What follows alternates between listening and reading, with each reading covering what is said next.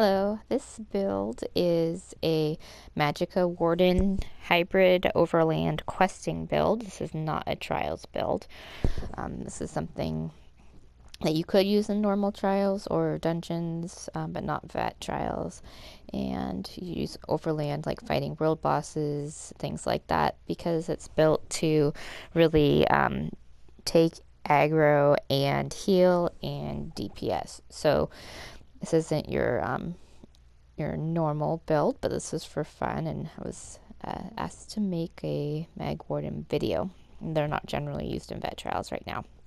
So this is my warden, and she is using witch mothers right now, and I have the lady on right now. It increases my physical and spell resistance, which brings it to about that level, just so I can survive out and about. And for the gear I have right now, I have Moon Dancer 5-piece. You get this from Mauve Lorcage. Okay, and so I have a resto staff on the front and a ice staff on the back. Make sure when you have an ice staff equipped that you do not heavy attack if you have points in that passive when there is a tank around, or else you take the aggro. But I do that on purpose so I can get aggro of things when I'm out and about. Happen to be using Narinus. The reason I'm using this is for a little bit more health, and also because things will kind of be all over right on top of me, and the crystal will help explode that, and it does it every 3 seconds, so kind of nice for that. Using Max Magicka on Moon Dancer. I also have Necropotence on, and I don't have a bear, but I have the Betty Netch, so that counts as a pet. You can see that by looking at my Max Magicka right now is 34, and if I go in here, I want to set my okay, I want to make sure I have my settings right on here. Okay, so I want my ability bar to always show, just so I can show you what's on here. I also use this. I don't know if that counts. Probably not. No, that doesn't count as for the necro. Okay, but if we have our netch on like this, you notice that my Max Magicka jumps up to 40k on that bar and 37 on this bar. Okay, so the spell crit's not necessarily that high, the spell damage isn't that high, the mag recovery isn't extraordinary, so it's kind of like a middle of the ground type of build. So this is my front bar, which is my resto, and on the front bar I have Nature's Embrace. This is a vine that you use to pull yourself to others, and you gain ultimate when you use them in combat, so that's kind of nice to have. It also brings you to someone, so if you're running around in the world, you can just grab someone and shoot over to them. It's a very fast way to travel, and it annoys the crap out of people. It's kind of fun. This is the Lotus Blossom. It causes my light attacks to restore health and the heavy attacks for 20 seconds, and I also get Major Prophecy, so it gives you spell crit without having to use the spell power potions. You can use tripods if you want. Budding Seeds. This is one where you can heal yourself and or others. It's quite elevated, so it heals for quite a bit of health. And the Blue Betty, you only have to have that on 1 bar, and it removes the negative effect, so it's like a purge, and it restores Magicka to you and gives you Major Sorcery. So if you'll notice, you get the Major Sorcery from that, and you get Major Prophecy from this, which is why you don't really need the spell power pots on this one. It's the Winter's Revenge. it's icy shards that deal damage for 12 seconds and reduce movement speed, so that's just kind of nice to damage and hold things still as you try and kill them. Okay, this is Northern Storm. This is your damage ultimate. I'm gonna use so you could switch that over and put trees on the front bar, or you could put on a Destro ulti on the back bar, whatever you want to do. But this one reduces movement speed, so it's another way to kind of hold everything still so you can attack it, and you get major protection, and your max magic is increased while it's slotted, which is lovely. This is why there's more max magic on this bar. Okay, so this is the ice staff bar, you can see.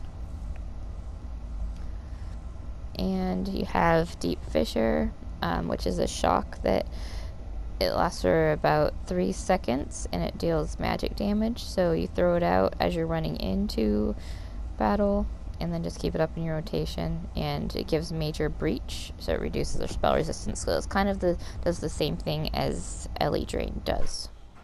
So you don't need to use that.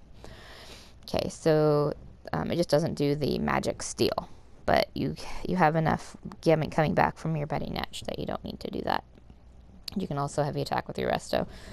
Okay, so this is your Harness Magicka. I use this one because it's a little bit of a shield, but it also gives you back some Magicka. And this is the Blockade version on the Frost Staff.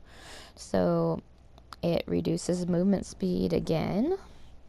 Nothing's moving with this build away from you or to you too fast. So if they're chilled, they become frozen, so you can kill them before they kill you. And this is the other morph, the one that explodes, actually, not the Blockade one, that does more frost damage. So I have on the Deceptive Predator, which is the wings. It's the one that does this. Okay, and this is nice when you're out questing, running around and stuff, because it increases movement speed and stamina recovery, like if you're trying to run from something, and you get minor evasion, so you get reduced damage. And this is kind of your spammable, is your Screaming Cliff Racer. So it's called Bird Spam. I'm sure you've heard of that. And it deals magic damage and does 15% more damage the further you are away. So when you slow your enemies, you can back up and kind of throw this at them for fun. Okay, so if you want some heals, this is a good one to use. It's a really low cost ultimate. It's only 90 versus the 200. So it instantly heals the lowest person, which hopefully will be you. And you get ultimate if the initial heal is used on a friendly target under 50% health. So that's nice to have. You can also use Growing Swarm if you want. But to see the passives on these, once that's unsummoned, you can let your Netch run out, then you restore health.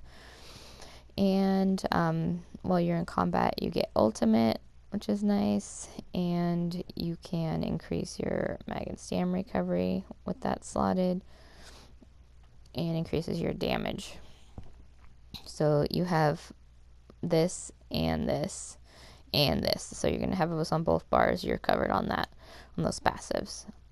This one, you're going to have these passives, so you get major mending, excuse me, and then you can get Magicka or Stam back, which is nice, and increase your healing done, and you get minor toughness, which is a good thing for Wardens because Warhorn doesn't give that a buff anymore.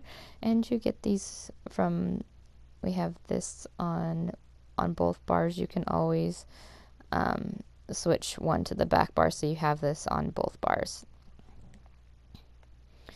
And for these passives, you can switch them, bars 2, you can switch the your R1 to the back bar, and so you can have on both bars, and you can chill enemies. You get physical and spell resistance, reduce effectiveness of snares applied to you, and increase your magic and frost damage.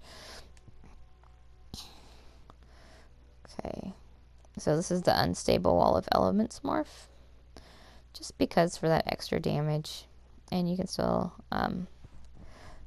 it can still set concussed enemies off. Okay, and it reduces their movement speed, excuse me, to shield enemies. Okay, so that's the reason for this build. Champion points, grains per your play style. These are just what I like to put things in. Alright, this is going to be your blue CP for heals and damage. And since you have a lot of AoEs, damage. And this is red CPs based on your content. So you can pretty much do what you want here. Just what you find yourself doing. Just mess around with it. I just kind of have it spread all over the place. You really don't need that much into Bastion. It's just where I have it to keep myself alive. Okay, so this is just kind of, like I said, a fun overland build. Let me know if you have any questions or comments. Thanks for watching.